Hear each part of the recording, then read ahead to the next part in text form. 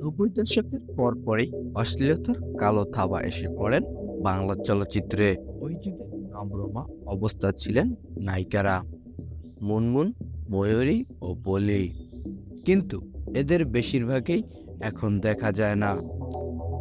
বর্তমান কোথায় এবং কেমন আছে অশ্লীল নায়িকারা, তাদের জন্য আজকের এপিসোড। অশ্লীল নায়িকাদের বর্তমান অবস্থা সম্পর্কে বিস্তারিত জানতে পুরো ভিডিওটির সাথেই থাকুন। প্রথমে বলি মুনমুন। সালমান শাহ শাবনূরের ছবি দেখে নিজেকে সিনেমার নায়িকা হিসাবে স্বপ্ন দেখতেন মুনমুন। বাস্তবে একটা সময় তিনিও পেয়েছেন, তবে বেছে নেন ভিন্ন পথ। ছবিতেও অভিনয় করেছেন ঠিকই, কিন্তু দর্শকের কাছে ভাবমূর্তি নেতিবাচক। একটা সময় তাকে এক শ্রেণীর দর্শকরা তাকে গ্রহণ করলেও অশ্লীলতার জন্য কিছুদিন পরে ছুঁড়ে ফেলেন সবাই। সিনেমা পরিবারের সামনে দেখার মতো ছিল না। পরেই মুনমুন খোঁজ নিয়ে জানা গেছে মুনমুন সাভারে তার নিজ বাড়িতে থাকেন। সংসার করার জন্য দুইবার বিয়ে করেন, দুই ঘরে তার দুটি ছেলে সন্তানও আছেন, কিন্তু বিবাহিত জীবনে কখনোই সুখী হতে পারেননি।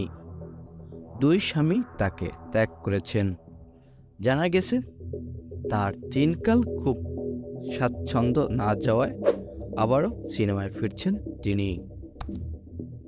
এককালের ঢাকার সিনেমা আবেদনময়ী ও সমালোচিত অভিনেত্রী ছিলেন ময়ূরী।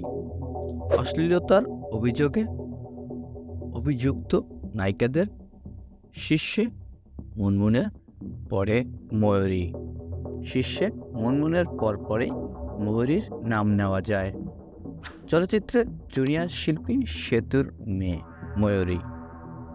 একটা সময় এই অভিনেত্রী স্বেচ্ছায় অনিচ্ছায় বেশ কিছু অশ্লীল সিনেমায় অভিনয় করেন। তার প্রতিটি সিনেমায় ছিল উদ্দাম ও যৌনতায় ভরপুর। দেশীয় চলচ্চিত্র সুস্থ ধারায় ফিরলেও অনেকটাই অন্তরঙ্গে চলে যায় এই অভিনেত্রী।